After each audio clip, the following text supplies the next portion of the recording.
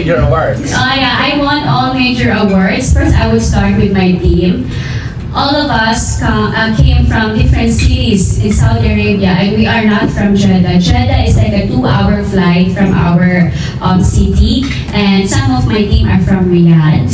So, we all gather every time there is a major event. So, mahirap talaga. May dadating ng 1 a.m., may dadating ng 3 a.m., may dadating ng 5, just for us to compete. So, I would say the experience was very light because my team are very nice. Sobrang relax nila sa akin. Like, we're all sisters and brothers. Then, I won mostly of the major awards. And masyado akong proud and honored dahil sabi ko doon yung advocacy ko about the Filipinos, which is hindi siya masyadong na-highlight unless you had the experience of dealing with these people sa mga charity organization. So I made them understand that I've been there, I saw them, we have to see this unnoticed matter that we should highlight this one and help these people who are in need. Thank you. So, prior to joining the Miss Philippines SA, ano yung mga competition na sinalihan mo na with regards to pageants? Sa Saudi Arabia po, back 2022, I won Miss Millennial. That's in Alcobar. And last year, I won Reina ng Pilipinas, Saudi Arabia, in Riyadh. And and mostly of that, I was just doing modeling. So I had 2 published magazine in Paris and in Canada. And nagmo-model din po ako ng gowns sa Las Vegas. Thank you.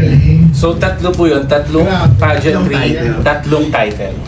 Kasi every event that you defeated, always winner. Hopefully this time around, ganun pa rin. Yeah. So, who among the winners of Miss Universe Philippines do you look up to? Oh, that's a very tricky question. Pia Catriona. I love them all because they have different, naman talaga po, different na dinadala sa stage. I love them all, but the one that caught my attention was Catriona. Because I love how she speaks, that it's just normal. Kasi what I've noticed in pageantry is that lagi sila nagpre-prepare sa question, ni-memorize yung Yes, meron talagang proper standard of answering, like the structure, the opening, and the closing, but most of the time, you just have to answer the question. This is what I'm advising din sa mga younger than me or sa nagpa-pageant, nag-ask ng advice sa akin sa Q&A. I told them po na ang important part talaga ng pageantry is experience. Because this is what you're gonna share to the people. So when you get to, when people are going to ask you a question, either emotional, critical, you just have to answer them from your heart. That's why you saw with Catriona. That's why I love Catriona. Because she was so light in the international stage. She was just like, the slums in Tondo, Manila. Like, it was so light and hindi masyadong, she doesn't sound pressured. Like, it all came from her heart. Yes. And maybe because both of you are hosting din. I would say, but it's true. Like, what she said is true. And ramdam mo yung every bigas ng word that it's really true. That's how she really felt. Ayun po, thank you. And my last question, what do you look forward in joining NUPH? Okay, first of all, yes, I came here with a purpose din po talaga. I look forward, sana na as I continue this journey to the NUPH, na ma-highlight ko ang aking mga dapat i-highlights. The Filipino in West Asia and my beautiful Sarangani, the hidden gems of Sarangani. Not just because Manny Pacquiao is from Sarangani, but Which you met yesterday. I met former Senator Manny Pacquiao yesterday in my municipality. But the hidden beauty of Sarangani as well po. Thank you. Habol lang. Siyempre, Sarangani, first time in Miss Universe Philippines. How was the reception of the public official or LGU in Sarangani in trying to help you in Miss Universe Philippines stage? Oh yes, I I was so happy being there because I just flew back this morning po from Sarangani. So luckily, na timing po, noong February 14, which is the Timpuyog Festival, my hometown is Kiamba, Sarangani. So the Mayor John Falgi, Vice Mayor Marijes Ancheta, and from the Makalapit na municipality, Mayor James and his lovely wife, they welcome me openly, like sobra. Like they even got a photographer and like the float, sinundo nila ako sa airport, pinakain nila ako sa Jensen. Like they were so glad that someone is going to represent Sarangani to promote our tourism po. And also yesterday, former Senator Manny Pacquiao, when he heard this, he sounds so excited that someone who will proudly represent Sarangani to the MUPH stage. Actually, not to mention, Mr. Pacquiao invited her to his house. Unfortunately, you have to fly back for the 16 preparation. So, hopefully. At least the support is there. Yes. Commitment of support is there from Yes, Mr. Manny po, Pacquiao. yes. Good luck to you. And the whole municipality. Yes, and there is like a total of 7 municipalities of Sarangani. 7? Yes. Parang gusto na namin doon tumira. As of pageantry. Hello. So I'm actually looking forward kasi di ba pagka pageant, we're looking forward on your wardrobe. So makikita ba namin yung representation ng West Asia and Sarangani sa wardrobes mo? Actually po, I would say in West Asia po kasi mostly is like veils and being conservative. So I'm planning to mix this one with cultural.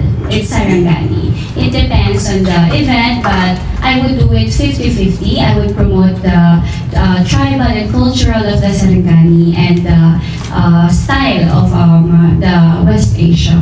Kasi parang wala pang nag-represent ang ganun eh. That's for you to find out po. I'm very much excited. Actually, there is the Miss Universe Philippines Dubai last year, her gown.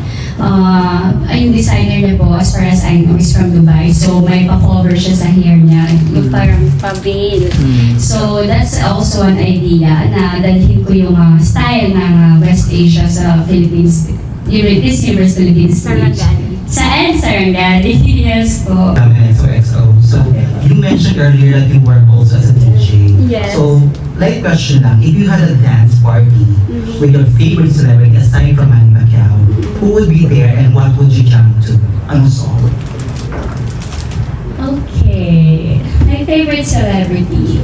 I would say, do you consider a professional famous DJ a celebrity? Pwede naman. Pwede naman.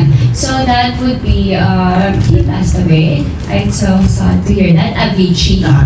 Avicii, he's my idol. Like, because yung songs niya has a deeper meaning. Like the song Wake Me Up. So wake me up and it's all over. When I'm wiser and I'm older. Yeah.